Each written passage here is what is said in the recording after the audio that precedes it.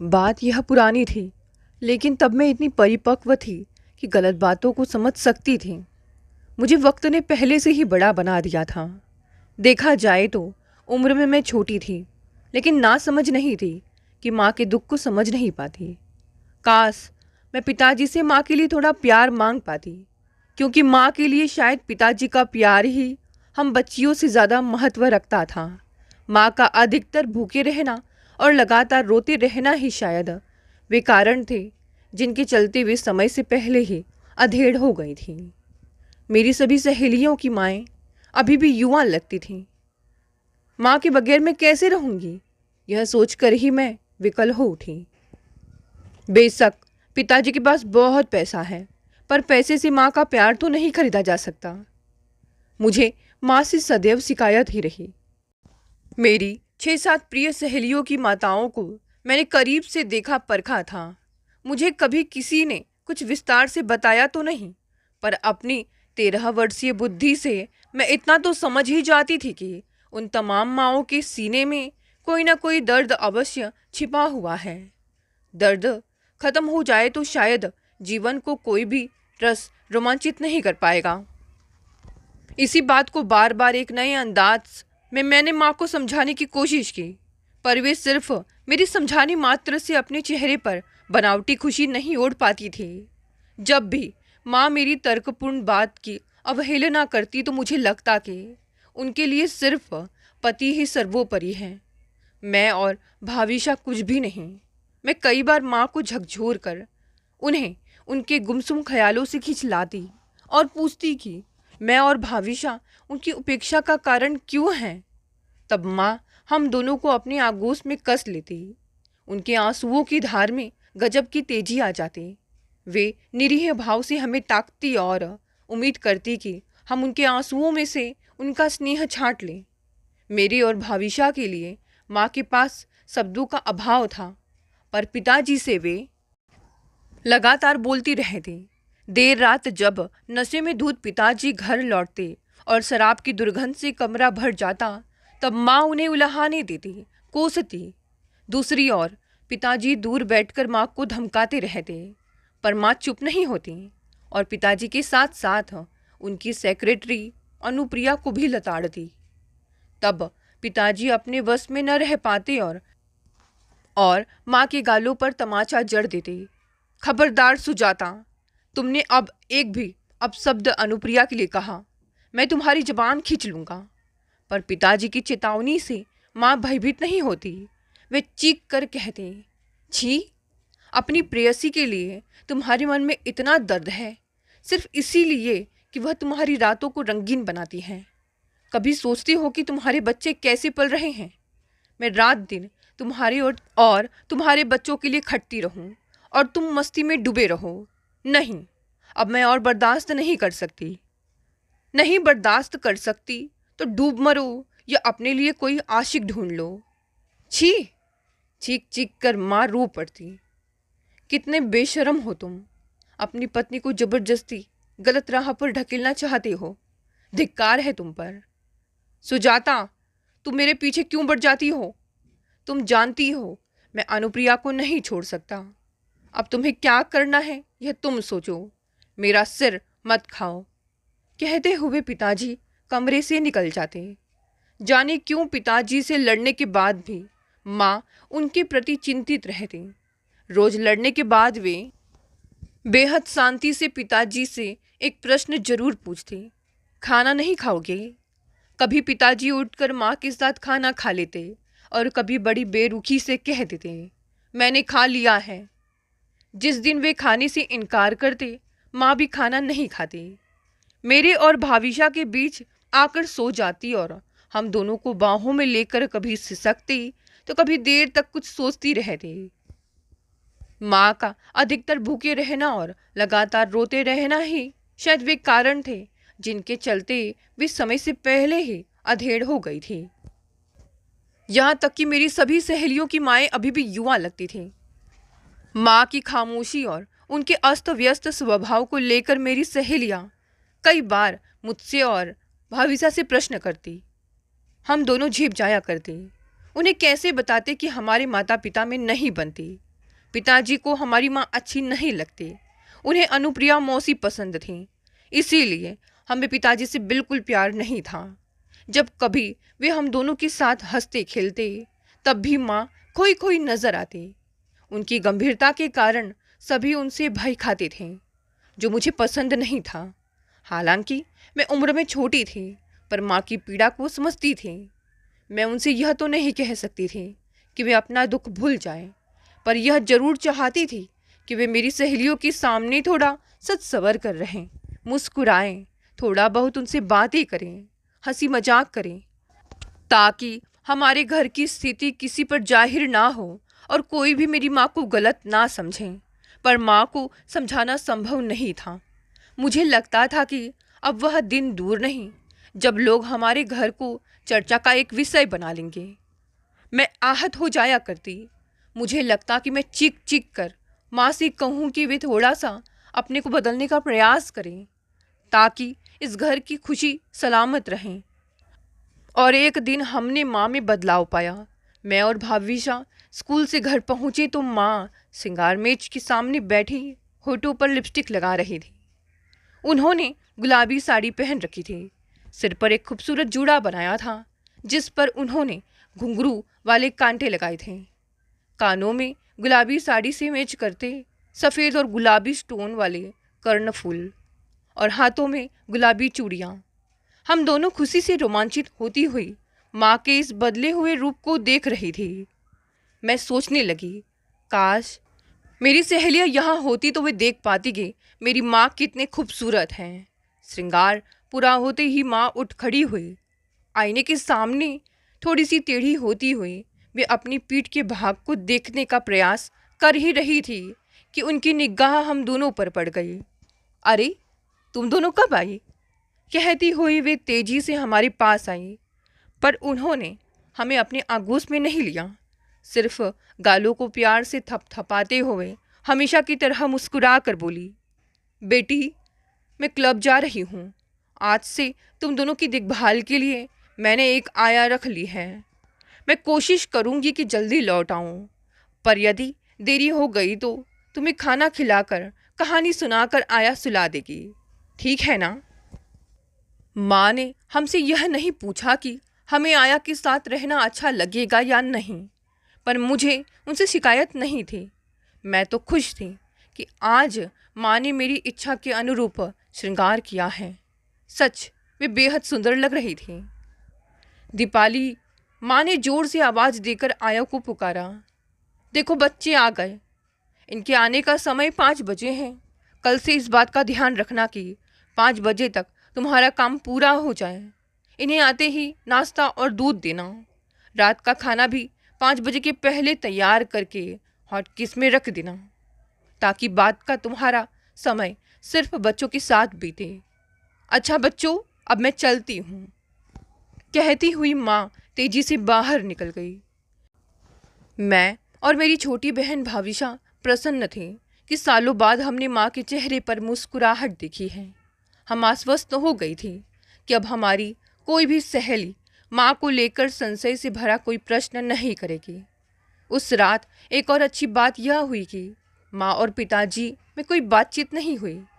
दोनों ने शांति से खाना खाया और माँ रोज रात की तरह आकर मेरे और भाविशा के बीच में सो गई। माँ अब कहाँ गई थी? उनके हमारे पास आते ही भाविशा जाग गई थी। क्लब गई थी बेटा। वहाँ क्या होता है? क्लब में तरह तरह के खेल होते हैं। वहाँ मेरी कई लोगों से जान पहचान हुई। मुझे वहाँ बहुत अच्छा लगा। बेटे, आप लोग स्कूल चले जाते हो, तुम्हारे पिताजी ऑफिस और मैं सारा दिन अकेले रहती हूँ। अब मैं बोर हो गई हूँ, इसीलिए कुछ दोस्त बनाना चाहती हूँ ताकि खुश रह सकूँ। भाविशा तो संतुष्ट हो गई थी, इसीलिए वह माँ से लिपट कर जल्दी ही सो गई। पर मुझे नींद नहीं आ रही थी। मुझे यह सोचकर अच्छा नहीं लग रहा था कि अब माँ रोज देर से आएंगी। मुझे लगता था यदि मैं माँ से यह कहूँ कि उनके बगैर हमें शाम को घर में अच्छा नहीं लगता तो वे क्लब जाना जरूर बंद कर देंगी। पर सालों तक मैं उनके चेहरे पर खुशी देखने के लिए तरसती रही थी। इसीलिए इस भय से कि कहीं वे फिर से उदास ना हो जाएं, मैंने चुप रहने का निर्णय लिया। उसके बाद माँ और पिताजी में कभी भी बहस नहीं होती थी। माँ हमेशा बस मुस्कुराती रहती थी। उन्होंने अब अपने बाल भी कटवा लिए थे, जिन्हें वे बार बार आईने के सामने खड़े होकर सेट करती थीं। घर में भी अब वे प्यारे प्यारी गाउन पहनती थीं। उनके कपड़ों से सदैव एक भीनी भीनी खुशबू आती थी। अक्सर अब हमें वे अपनी बाहों में नहीं सुलाती थीं, पर मुझे यह सिर्फ सोचकर अच्छा लगता था कि मेरा सहेलियों के सामने सिर ऊंचा रहेगा। वैसे अब मुझे लगने लगा था कि पहले की गंभीर रुआसी माँ में जो स्नेह था वह इस फैशन परस्त माँ में नहीं है। माँ अब हमारे लिए वक्त नहीं निकाल पाती थी। हमारा स्कूल 11 बजे से लगता था। हम 10 बजे घर से निकलते, फिर रात के 10 बजे ही हमें माँ के दर्शन हो पाते। पर सुबह भी माँ हमारी तरफ कोई ध्यान नहीं देती। उन्होंने हमारी देखभाल का पूरा जिम्मा आया के हवाले कर दिया था। कुछ दिनों बाद माँ के फ़ोन भी बहुत आने लगे थे। वे फ़ोन पर बहुत धीरे धीरे बोलती, लगातार मुस्कुराती रहती। उनका चेहरा अक्सर सुर्ख हो जाता। हमें यह नहीं पता था कि उन्हें किसके फ़ोन आते हैं। एक बार मैंने पूछा तो वे काफ़ी देर तक सिर्फ मुस्कुराती रहीं, फिर बोली, मेरे दोस्त के फ़ोन आते हैं। मेरे अंतर में कुछ अजीबोगरीब होने लगा था। समझ में नहीं आता था कि मैं क्या करूं। माँ के दोनों ही रूप मेरे लिए असहनीय हो गए थे। एक दिन शाम को आया ने पूछा था, बिटिया दिवाकर चाचा को जानती हो? दिवाकर चाचा? मैं मन ही मन बुदबुदाई, फिर बोली, नहीं, पर मैम साहब तो कह रही थी कि वे तुम्हारी चाचा हैं। मैं और भाविशा एक दूसरे को प्रश्न सूचक निगाहों से ताकती रह गई। आया ने आगे बताया, वे रोज यहाँ आते हैं, 1-2 घंटे रुकते हैं, फिर चले जाते हैं।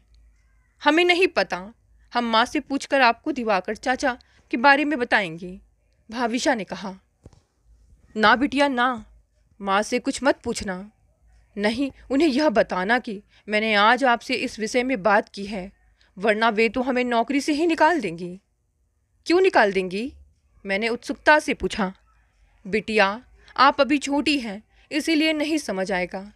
मैं सच कह रही हूँ, आप इस बातचीत के बारे में किसी से कुछ ना कहना, वरना मैं गरीब अपनी नौकरी से हाथ धो बैठूंगी।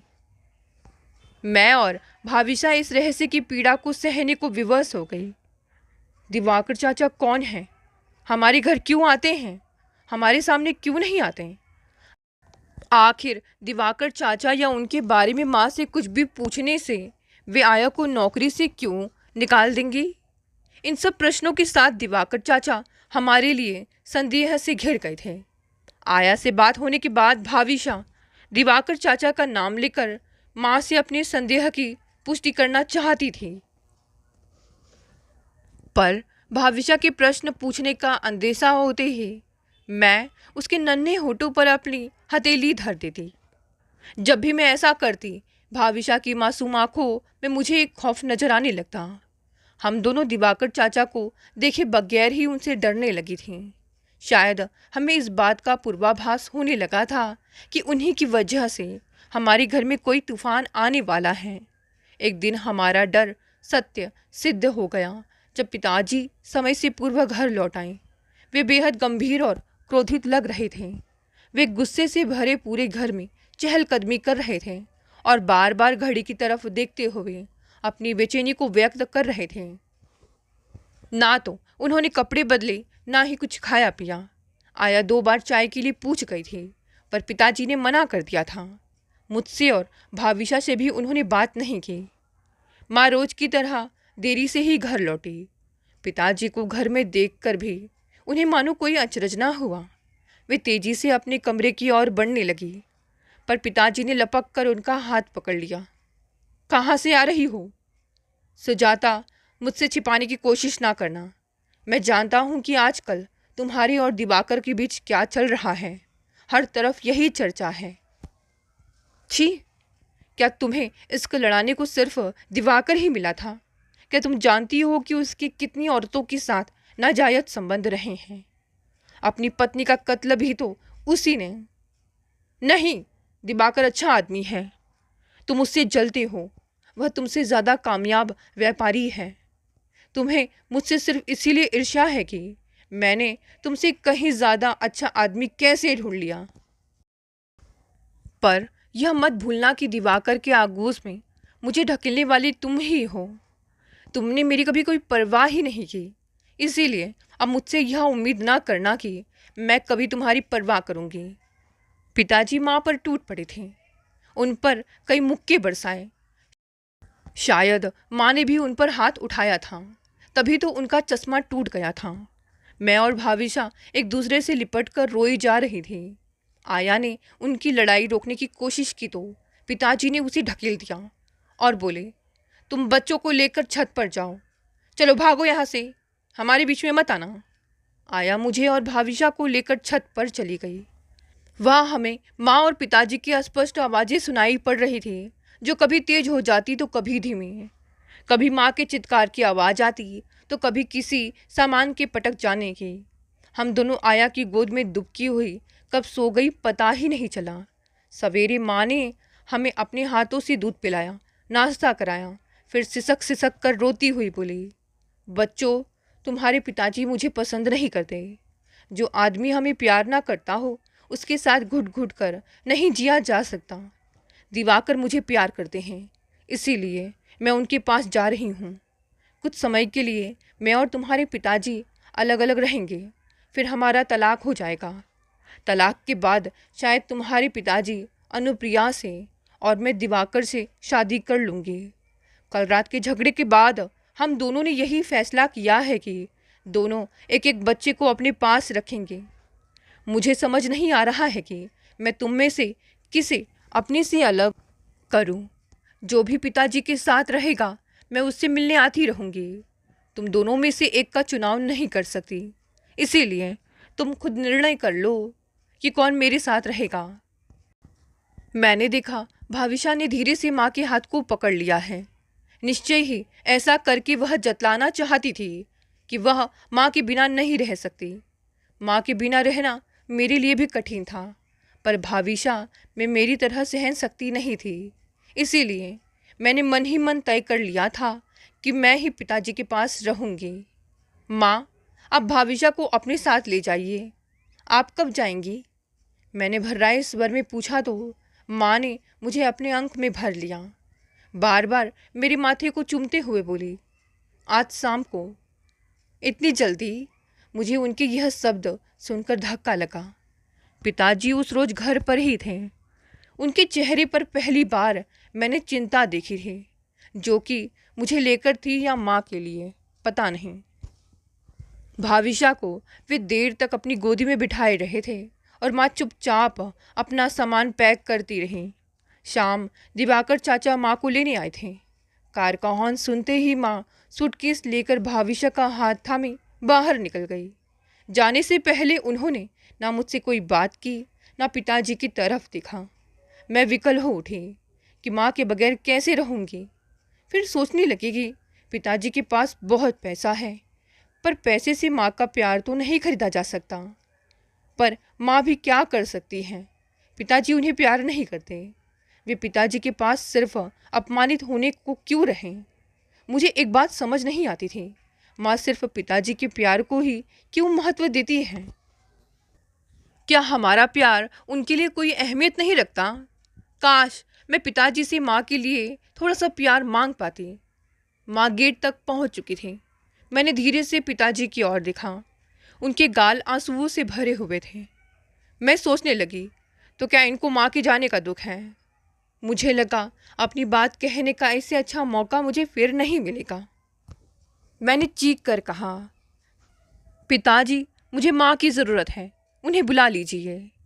किस मुंह से बुलाऊं बेटी? शायद अब काफ़ी देर हो चुकी है। पिताजी ने मुझे अपने सीने से लगा लिया और सहसा माँ के कदम गेट के पास ही रुक गए। उन्होंने मुड़कर देखा तो मुझे और पिताजी को लिपट कर रोते हुए पाया। जरूर हमारी वेदना ने उन्हें तड़पा दिया होगा। पिताजी की हालत देखकर शायद वे समझ गई थी कि उन्हें अपनी करतूतों पर अब पछतावा हो रहा है। अचानक माँ सूटकेस वहीं फेंक कर भाविशा को गोद में लिए दौड़ती हुई हमारे पास लौट आई। हमारे बीच का बंधन इतना कमज़ोर नहीं था जिसे अनुप्रिया मौसी या दिवाकर चाचा जैसे लोग तोड़ पाते। दोस्तों, ये छोटी सी कहानी यही समाप्त हो गई। चलिए आज साथ देखते हैं आज की दूसरी कहानी। मैंने उन सब श्रृंखलाओं को तोड़ डाला था जो मुझे आपसे जोड़ती थी। मुझे आपसे जुड़ी हर चीज़ से घृणा हो चुकी थी। आपके संबंधी, आपके परिचित सब निर्दोष होते हुए भी मेरी नज़रों से गिर गए हैं। लेकिन कभी कभी अनजाने में कोई ना कोई सूत्र अवश्य जुड़ जाता है। अभी कल की ही बात है, एक विवाह में अजय से भेंट हो गई। भाभी भैया आपको बहुत याद करते हैं। बड़ा दुखी जीवन है उनका। उनकी कहानियाँ पढ़ी हैं आपने? आज 20 वर्ष बाद यह सब कहने में क्या तुक है अजय? किसी दूसरे विषय पर बात करो ना, मैंने रुखाई से कहा। सब घर वालों की गलती थी भाभी। आप लोगों की तरह उन्होंने भी अपने परिवार वालों को दोष दिया। उसकी इस बात में कितना सत्य था यह वह नहीं जानता था, पर आप सब जानते हैं, जानकर भी वास्तविकता को झुटलाना चाहते हैं। आपकी समझ में सारा दोष आपके अम्मा बाबूजी का था। कहिए तो अन्याय होते देखकर भी मौन रह जाने वाले व्यक्ति का अपराध किस प्रकार कम है? आपका कोई कर्तव्य नहीं था। मेरी मान मर्यादा की रक्षा का भार आप पर नहीं था। वह कौन सा आदर्श, कौन सा सिद्धांत था? आपकी पत्नी गालियाँ खाती रहे, पिटती रहे और पति ही नजरें चुराकर चलता बने। मैंने आपकी 2-3 कहानियाँ पढ़ी हैं। मुझे पता है आज मेरा दर्द आपके हृदय को साल रहा है, पर अब क्या लाभ है उसका? किसी के जीवन को बर्बाद कर देने के बाद आंसू बहाने से क्या फ़ायदा? आपके आंसुओं से मुझे क्या? मेरा जो होना था वह तो हो ही चुका है। अब संसार को सूना सूना कर आत्मकथ्य कहते रहिए, बस यही तो कर सकते हैं आप। अपनी साधु वृत्ति का प्रचार करना और घर वालों के सिर पर सारा दोष मर देना, यही तो उद्देश्य है ना आपका? मेरी याद में पुनर्विवाह नहीं किया, बड़ा एहसान किया मेरे ऊपर। उसके लिए आपको साधुवाद देना चाहिए नहीं? सिर्फ विवाह के ही नाम पर हृदय कैसे पसीज गया आपका? आपके विवाह करने या ना करने से मेरी स्थिति में क्या अंतर आने वाला था? अब तो आपके सब भाई बहनों के विवाह हो चुके हैं। सुनती हूँ सब बहुएं सुखी हैं। अम्मा का वह तेज राख बनकर रह गया है। आपके और भाई आपकी तरह दब्बू थोड़े ही हैं। पत्नियों पर अकारण होने वाले अत्याचार को सहने से उन्होंने साफ इनकार कर दिया होगा। कहाँ गई अब अम्मा बाबूजी की वह तेजी? लड़कों का रुख देखकर वे खुद ही शांत हो गई। सारा रुआब धरा का धरा रह गया। सुनती हूँ आपकी आज भी वही जिंदगी है। आप अपनी कहानियों में तेजस्वी पात्रों की रचना कर सकते हैं, विद्रोह के गीत गा सकते हैं, पर वास्तविक जीवन में रहेंगे कायर ही। सच बात कहने की, अन्याय का प्रतिकार करने की शक्ति आप में है ही कहाँ? आप दूसरों को राह दिखाने का दम भर सकते हैं, मंजिल की बुलंदियों पर पहुँचने का स्वप्न दिखा सकते हैं, पर स्वयं रहेंगे मझधार में ही। माँ हमेशा कहती थी मेरा दामाद बिल्कुल गऊ है। तब वे कहाँ जानती थी कि आपका यही गऊपन मेरे जीवन में विष घोल देगा। गऊ भी समय आने पर अपने सींगों का प्रयोग कर लेती है, पर आप में तो वह सामर्थ्य ही नहीं है। और सच कहूँ, यह आपका गऊपन नहीं है, यह ओढ़ी हुई मक्कारी है, ढोंग है, अपनी कमजोरी को छिपाने का नाटक है, दिखावा है। गऊ कहलाने में आप शायद गौरव का अनुभव करते होंगे, पर मुझे तो अब यह विशेषण कायरता और बुज़दिली का प्रतीक लगता है। एक दिन किसी बात पर आपकी अम्मा खूब नाराज हुई थी। मैं अपने कमरे में बैठी न जाने कितनी देर तक रोती रही। बड़ी रात गए आप दुकान से लौटे तो मुझे देखकर बहुत क्षुब्ध हुए। फिर दुखी होकर बोले थे, संगीता, तुम नहीं जानती मैं कितना मजबूर हूँ। मैं ज़्यादा पढ़ा लिखा नहीं हूँ, बिजनेस के लिए पूंजी भी मेरे पास नहीं है। अलग होने की बात कहूँगा तो बाबूजी फूटी कौड़ी भी नहीं देंगे। तुम्हें लेकर कहाँ जाऊँ? उस दिन आपकी मजबूरी को मैंने रोते हुए स्वीकारा था, लेकिन जब मेरे सम्मान का प्रश्न आया तब भी आपकी अपनी मजबूरी ही याद आती रही। दुनिया में खुले आकाश की भी कमी थी क्या? पेड़ की छाया में भी मैं आपके साथ खुशी से रह लेती। डिग्री और पूंजी के अभाव में क्या लोग जीते नहीं हैं? पर आप तैयार होते तब ना। आपको वहाँ फ्रिज का पानी कहाँ मिलता, रात को दूध पीने की आपकी आदत का क्या होता, और रात दिन गद्दियों पर पैर रखकर बैठने वाले आप जमीन की कठोरता को बर्दाश्त कर पाते, सोने चांदी के सिक्कों के लिए पसीना बहा पाते। इसी से तो आपने अपना अलग रास्ता चुन लिया था। आपके परिवार के लोगों ने कभी सीधे मुंह बात नहीं की, गंदी गंदी गालियों के सिवा मुझे कुछ नहीं मिला। अम्मा ने कितनी ही बार मारा पीटा। पता नहीं आपके परिवार के लोग किस दृष्टि से सुसंस्कृत कहते थे, शायद पैसों की वजह से। वैसे किसी में इंसानियत तो थी ही नहीं। क्या कसूर था मेरा? बस यही ना कि मेरी माँ आपके माता पिता की अपेक्षाओं को पूरा नहीं कर पाती थी। सब देख सुनकर भी आपकी जबान कभी नहीं खुलती थी। अपने व्यक्तिगत स्वार्थ के लिए ही सही, पर आपकी संयम की तारीफ की जानी चाहिए। अकेले में आप मेरे चाटों को सहलाते और धीरज देते।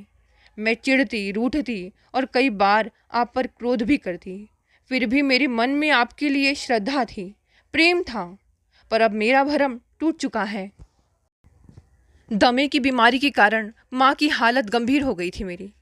मेरे मंझले भैया मुझे लिवाने आए थे। अम्मा ने उस दिन कितनी ही बातें सुनाई थी। उन्होंने मुझे भेजने से भी इनकार कर दिया। मेरे बहुत रोने धोने पर अनेक कठोर शब्द कहते हुए अंत में उन्होंने जाने की इजाज़त दी थी। मैं साल भर मायके में रही। आप आज्ञाकारी पुत्र। एक लिफाफा खरीदकर 2 पंक्तियां भी कभी नहीं लिख सके। ना और किसी ने ही मेरे पत्रों के उत्तर देने की ज़रूरत समझी। एक दिन जाने कैसे धूमकेतु की तरह आप अचानक आ टपके। किसी मित्र की बारात में आए थे। आप माता पिता की चोरी से एक दिन के लिए आए थे। कुछ ही माह बाद शांति दीदी की शादी में विमलेश लीवा ले गए थे। घर में पैर रखते ही आपकी अम्मा ने सिर से पैर तक नज़र दौड़ाई। प्रकृति ने आपकी चोरी पकड़ ली थी। अम्मा ने सब काम छोड़कर मुझे आड़े हाथों लिया। मजबूर होकर मैंने सब सच सच बता दिया। गुस्से के मारी अम्मा का चेहरा लाल हो उठा था। तुरंत आपको बुलाया गया। पता नहीं दूसरे कमरे में आपसे उनकी क्या बात हुई, पर अम्मा की बात से यही जाहिर हुआ कि आपने मेरी बात को झूठ करार दिया है। मैं आपसे मिलना चाहती थी, पर मुझे इसकी इजाज़त नहीं दी गई। हमारा लड़का, हमारा खानदान ऐसा नहीं है, अम्मा ने गरजते हुए कहा। मार पीट कर, अपमानित करके और मेरे मायके वालों की अनेक पीढ़ियों का उद्धार करते हुए मुझे वापस मायके भेज दिया गया। आपकी संवेदनशीलता, भावुकता और उदारता कहाँ गई थी उस समय? दे सकते हैं आप मेरी इस बात का जवाब? आपके तलाक की नोटिस ने मेरी माँ के प्राण ले लिए। आप लोग इतनी नीचता पर उतर आएंगे, यह तो किसी ने सोचा भी नहीं था। भैया लोगों का यह अटल विश्वास था कि आप कोर्ट में अपने पिताश्री के सामने सच बोलने की हिम्मत नहीं कर सकते। एक मेरे ही हृदय में यह विश्वास था कि चाहे जो हो, मैं आपकी पत्नी हूँ। भरे कोर्ट में आप मेरी इज्जत नहीं लूटने देंगे। लेकिन मेरा विश्वास झूठा निकला। मेरी आंखों की याचना व्यर्थ हो गई। देवी देवताओं से मांगी गई मनौतियाँ निष्फल हो गई। आप निष्ठुर होकर झूठ बोल गए। उस दिन मैंने आपकी असलियत को पहचाना। आप छोटे बच्चे नहीं थे कि माता पिता ने आपको बहका लिया हो। वैसे भी इस विषय में उन्हें दोष देना बेईमानी होगी। उन्हें तो वास्तविकता का पता भी नहीं था। मेरे ऊपर होने वाले हर अत्याचार के पीछे आप थे। आपका मौन और आपकी दुर्बलताएं थीं। माता पिता की नाराजगी के भय से आप झूठ बोल गए। ईश्वर का भय आपको नहीं लगा। पत्नी और होने वाले संतान का मोह नहीं हुआ। श्रवण कुमार के बाद माता पिता के भक्तों में आपका ही नाम आना चाहिए। पर नहीं, मेरा यह कहना भी अनुचित है। आप माता पिता के भक्त थे ही कहाँ। आपको तो उनकी संपत्ति का लोभ था। अपने स्वार्थ के लिए आप आज्ञाकारी होने का ढोंग रचते रहे। नहीं तो कहो, आज कहाँ गई वह भक्ति, वह श्रद्धा? आज क्यों उनके अपराध गिना रहे हो? आज क्यों समाज के सामने उनके चरित्र को नंगा कर रहे हो? अब आपको मेरी याद आ रही है? जिस दिन मेरी हर धड़कन आपका नाम जप रहे थे, मेरे कान आपके मुंह से 2 बोल सुनने को तरस रहे थे, मेरी आंखें बेबसी से आपको निहारी जा रही थी, उस दिन कहाँ गया था आपका यह अनुराग? आपके कारण समाज में मेरी और मेरे परिवार की कैसी लज्जाजनक स्थिति हो गई थी, इसकी भी कल्पना की है आपने? लोगों ने कैसी कैसी बातें कही, सड़क पर सिर उठाकर चलने लायक भी नहीं रह गए थे हम। मुझे आज भी याद है, बड़ी भाभी का मोनू रात को 12 बजे हुआ था। उतनी रात को मिठाई बुलवाई गई थी। घर भर में कोलाहल मच गया था और कुछ नहीं मिला तो हम भाई बहनों ने बेलन लेकर कांसे की थालियाँ पीट डाली थी। माँ चिल्लाती ही रह गई थी, अरे मरो, बजाना है तो पूजा घर से संग उठा लाओ ना, मेरी थालियाँ क्यों फोड़ रहे हो। लेकिन वहाँ खुशी के कारण होश किसे था। खूब धूमधाम से छठी बार सा हुआ था। लोग आज भी याद करते हैं। और मेरा बेटा हिमांशु हुआ तब। लड़का होने की खबर से भी परिवार में किसी के मुख पर प्रसन्नता नहीं आ सकी थी, आ भी नहीं सकती थी। नौकरानियों से ही मोहल्ले वाले उसके जन्म की बात जान सके थे। ना सोहर गाए, ना बधाई। पुत्र को जन्म देकर भी हंसी मेरे होठों को नहीं छू सकी थी। पर वही समय मेरे जागने का था। मैंने आत्मग्लानि को त्याग कर नया जीवन जीने का फैसला किया। बचपन में हिमांशु अपने पिता के विषय में पूछा करता था, फिर शायद वह अपने जन्म के पीछे की कहानी जान गया। इसी से जब दूसरे बच्चे बड़े गर्व से अपने पिता के विषय में बात करते तो उसका मुंह कैसा हो उठता था, आंखें जमीन की ओर झुक जाती थी। ऐसी ही स्थिति तो आपने उसे उपहार में दी थी। इस फरवरी की 20 तारीख को हिमांशु पूरे 20 वर्ष का हो जाएगा। अब उसके लिए चिंता करने की ज़रूरत नहीं है। यदि दुर्भाग्यवश कोई मनुष्य नाली में गिर जाए या गिरा दिया जाए तो इतने मात्र से वह नाली का कीड़ा नहीं बन जाता। अपनी प्रतिभा, लगन, आत्मविश्वास से वह मनुष्य ऊंचा उठ सकता है। उसे ऊपर उठने से कोई नहीं रोक सकता। हिमांशु को मैंने ऐसी ही शिक्षा दी है। जन्मते ही उसे जो कलंक मिला है वह उसके चरित्र की चंद्रमा जैसी उज्ज्वलता को नहीं ग्रास कर सका। उसके लिए चिंता या अफसोस करने की ना आपको आवश्यकता है ना अधिकार। जब मुझ पर अत्याचार हो रहे थे तब आप सौम्य, शांत और गंभीर बने रहे। आपके कंठ का स्वर कभी तेज ही नहीं हो सका, क्योंकि जो गुजर रही थी वह दूसरे की बेटी पर गुजर रही थी। अब सहने की बारी आपकी है। पर अब तो कंठ का स्वर कुंठित हो चुका है, उसकी तीव्रता बोथर हो चुकी है। आप चीखना भी चाहेंगे तो चीख कंठ में ही घुट कर रह जाएगी।